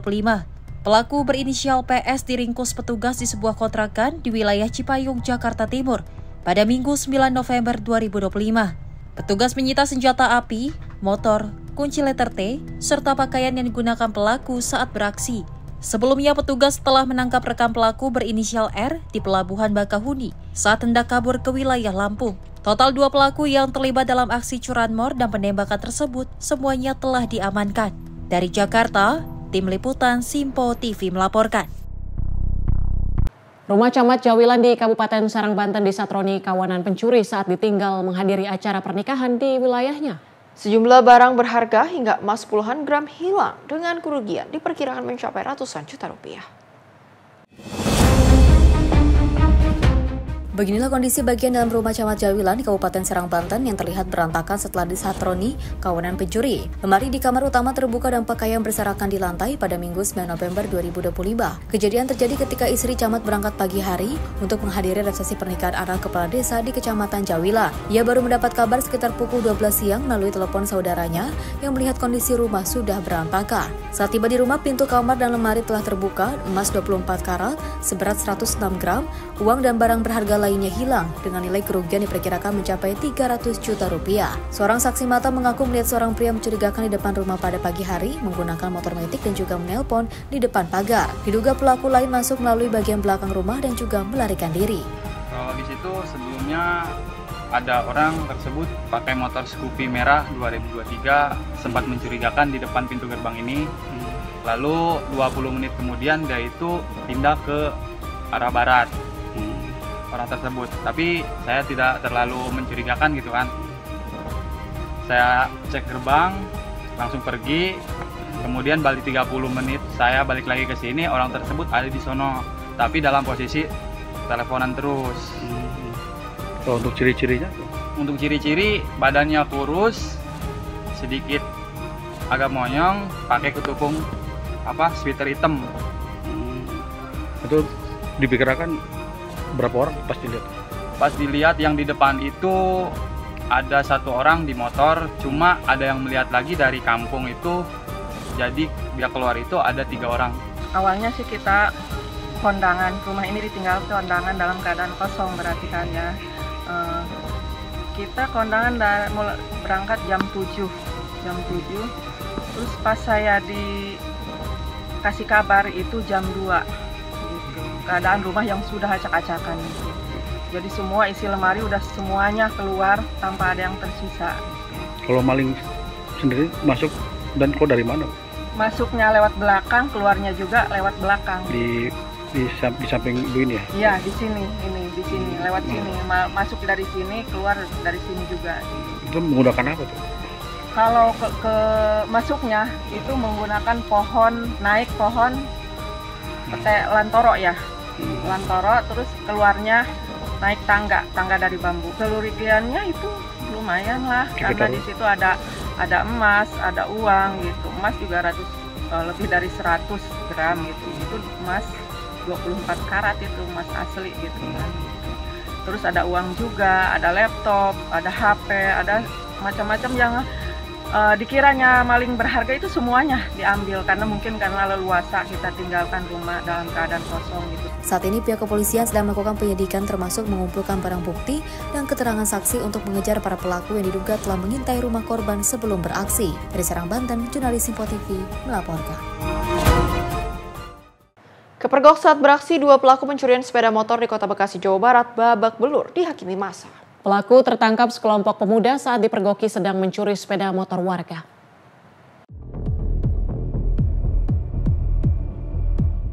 Dari rekaman kamera CCTV yang terpasang di salah satu rumah kontrakan di Jalan Kapuk Raya, Kampung Pedurenan Duren Jaya, Bekasi Timur, Kota Bekasi, terlihat seorang pelaku mengenakan jaket hitam datang berjalan kaki sambil mengawasi situasi sekitar. Tak berselang lama, pelaku terlihat mengeluarkan sebuah kunci diduga letter T dan mengarahkannya ke sepeda motor incaran. Saat berusaha merusak kunci kendaraan dan hendak membawa kabur, aksinya tiba-tiba dipergoki oleh gerombolan pemuda yang sedang begadang. Panik, pelaku langsung melarikan diri bersama dengan seorang rekan yang menunggu tak jauh dari lokasi. Namun upaya keduanya gagal. Warga yang menyadari aksi tersebut langsung melakukan pengecekan dan mengejar para pelaku. Keduanya berhasil ditangkap tak jauh dari lokasi kejadian dan segera menjadi bulan-bulanan masa hingga babak belur. Aksi pencurian tersebut terjadi pada Jumat 7 November 2025. Diduga pelaku pencurian merupakan kawanan profesional yang kerap beraksi di wilayah Bekasi Timur. Setelah berhasil diamankan, kedua pelaku langsung diserahkan kepada pihak kepolisian untuk penyidikan lebih lanjut. Warga juga menemukan barang bukti berupa kunci letter T yang masih menempel di motor milik korban. Ini Uni pulang jam 2 lah itu, baru pulang karena ini kan dia mau pindah. Jadi di dalam banyak barang, makanya motornya ditaruh di luar. Nah jam 2:30-5 lah itulah kejadiannya tuh. Motornya mau diambil, nah cuman ada anak-anak muda di situ. Nah maling motornya itu nggak ngeliat mungkin kalau ada anak-anak pada nongkrong. Nah, cuman motor udah sempat masuk kunci T-nya itu, udah sempat masuk. Nah, keburu ketahuan anak-anak muda dari sono lari. Akhirnya maling motornya itu lari juga karena ngeliat ada ya anak-anak muda. Terus dikejar, Bang? Dikejar. Yang satu nunggu di motor, yang satu beraksi. Jadi 2 orang malingnya. Itu ketangkep dua-duanya atau cuma satunya? Dua-duanya ketangkep. Sekarang di Polsek Timur, Rawalumbu. Pelaku berarti 2 orang. 2 orang. Guna kepentingan penyidikan, kedua pelaku saat ini telah ditahan di Polsek Rawalumbu dan kasusnya masih dalam penanganan Satreskrim Polres Metro Bekasi Kota. Di Bekasi, Jawa Barat, jurnalis Simpo TV melaporkan. Satres Narkoba Polrestabes Medan berhasil menggagalkan upaya pengiriman 10 kg sabu yang dilakukan 2 pria di Kabupaten Asahan, Sumatera Utara. Untuk meringkus pelaku, polisi harus menghentikan mobil yang digunakan oleh pelaku secara paksa. Video penangkapan 2 tersangka diduga kurir narkoba ini direkam oleh anggota kepolisian. Petugas terpaksa menghentikan mobil yang mengangkut 10 kg sabu yang diduga kuat akan dikirim ke kota Medan. 2 penumpang mobil masing-masing berinisial ZK dan IP sempat menolak membuka pintu mobil sebelum pada akhirnya menyerah. Dari dalam mobil, petugas berhasil menemukan 10 kg sabu yang dibawa 2 pelaku yang disimpan di bagian belakang mobil menggunakan 1 tas besar. Kuat dugaan barang haram tersebut berasal dari Malaysia dan rencananya akan dibawa ke kota Medan untuk kemudian diedarkan. Kapolrestabes Medan Komisaris Besar Polisi Jean Calvin Simanjuntak pada Jumat sore mengungkapkan dalam kasus 10 kg sabu ini terdapat 1 pelaku yang identitasnya sudah diketahui sedang dalam pengejaran pihaknya. Pelaku yang sedang diburu berperan sebagai pengendali 2 pelaku yang ditangkap dan yang menentukan kemana nantinya narkoba akan diantarkan. Polisi juga masih mendalami keterangan kedua pelaku untuk meringkus pelaku-pelaku lain yang terlibat dalam jaringan mereka. Berhasil mengungkap kasus 10 kg sabu dengan 2 tersangka ZK dan IP dan 1 DPO AW yang mengendalikan tersangka tersebut di dalam hal penerimaan barang dan nanti akan mengantarkannya ke Medan. Namun demikian, untuk pengendali dari luar masuk ke dalam, ini merupakan jaringan internasional yang sumber barangnya ada dari Malaysia sehingga dibawa sampai ke Indonesia. Untuk mempertanggungjawabkan perbuatannya, kedua pelaku kini terancam penjara selama lebih dari 5 tahun atau maksimal dapat dihukum dengan hukuman mati karena dijerat dengan Undang-Undang Nomor 35 Tahun 2009 tentang narkotika. Dari Medan, Sumatera Utara, tim kontributor Sinpo TV melaporkan.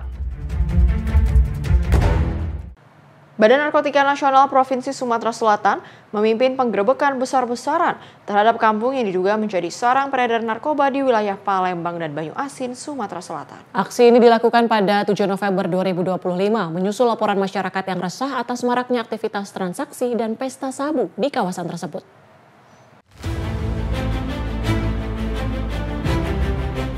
Operasi pemberantasan narkoba melibatkan 150 personil gabungan dari Satgas Preventif Opsikat 2 Musi dan Direktorat Reserse Narkoba Polda Sumatera Selatan bersama tim BNNP Sumatera Selatan Jumat 7 November 2025. Petugas mengawali dengan menyisir kawasan yang diduga menjadi lokasi rawan peredaran barang haram sejak pagi hari. Penggerebekan dilakukan di 8 rumah berbeda yang tersebar di kawasan Kenten Laut, Kabupaten Banyu Asin. Dari hasil penggerebekan, tim menemukan sejumlah barang bukti narkotika jenis sabu-sabu yang dikemas 19 bungkus kecil dan 3 bungkus besar dengan total 500 gram sabu-sabu dan juga mengamankan 22 orang. Dari hasil operasi tersebut ditemukan barang bukti ada TKP 1 di halaman rumah kosong. Ini TKP 1 mana? Ini ada di ini TKP 5, TKP 1 kalau rekan-rekan bisa lihat di klip itu, plastik klip. Ditemukan barang bukti 1 bungkus klip, 1 buah alat isap atau bom, dan 1 unit HP. Kemudian di TKP 3, tempat bayonet, ditemukan 3 bungkus sedang diduga narkotika jenis sabu dengan berat bruto. Ini baru bruto ya, ini masih kita timbang dengan plastik-plastiknya. Jadi berat bruto 511 gram, setengah kilo. Saat ini seluruh terduga pelaku bersama barang bukti telah dibawa ke markas Direktorat Narkoba Polda Sumatera Selatan untuk pemeriksaan lebih lanjut. Dari Palembang, Sumatera Selatan, jurnalis Sinpo TV melaporkan. Seorang wanita parubaya berusia sekitar 40 tahun di Kota Bekasi, Jawa Barat ditemukan tewas mengenaskan usai terjatuh dari lantai 14 sebuah apartemen. Jasad korban ditemukan dalam kondisi tersangkut di lantai 2 dengan luka robek dan patah tulang. Guna kepentingan penyelidikan, jasad korban dibawa ke Rumah Sakit Polri Kramat Jati, Jakarta. Sesosok jasad wanita diperkirakan berusia 40 tahun ditemukan tewas dalam kondisi mengenaskan di sebuah apartemen mangkrak, Jalan Ratna, Jati Bening, Kota Bekasi, Jawa Barat pada Sabtu siang. Korban ditemukan tersangkut di lantai 2 usai terjatuh dari lantai 14. Saat ditemukan, korban dalam posisi telentang dan sudah tak bernyawa. Korban diketahui bernama Rina Yuliana, warga Pulau Gadung, Jakarta Timur. Penemuan ini pertama kali dilaporkan oleh petugas keamanan setempat saat melakukan patroli di sekitar lokasi. Petugas kepolisian yang datang ke tempat kejadian perkara langsung melakukan olah TKP. Ceceran darah juga ditemukan di dasar gedung, diduga akibat korban terbentur benda tumpul sebelum tersangkut di lantai 2. Jam 8 masuk, pas begitu, ya cari-cari ditunggu-tunggu sama anggota saya. Masih dia maling, pencurian, tahu-tahu ditunggu. Pas ini, tahu dia keluar dari atas. Dia tuh loncat, Pak? Loncat. Dari lantai berapa, Pak? 14. Oh, untuk lantai 14. Iya. Itu cewek, Pak, jenis kelamin? Cewek. Muda, tua, Pak? Seumuran lah. Seumuran. Ya. Apa aja, Pak? Apa pakai baju celana doang atau ada bawa tas gitu, Pak? Bawa tas. Bawa tas? Iya. Oke. Dia bawa motor juga, Pak? Bawa motor. Hingga kini belum dapat dipastikan penyebab pasti kematian korban. Guna kepentingan penyelidikan lebih lanjut, jasad korban dibawa ke Rumah Sakit Polri Kramat Jati, Jakarta. Kasus ini masih dalam penanganan pihak kepolisian dari Polsek Pondok Gede dan Polres Metro Bekasi Kota. Dari Bekasi, Muhammad Ridwan, Sinpo TV melaporkan. Berita tadi mengakhiri perjumpaan kita hari ini. Saya Azhar mewakili kru yang bertugas mengucapkan terima kasih. Jangan lupa jaga kesehatan dan sampai jumpa.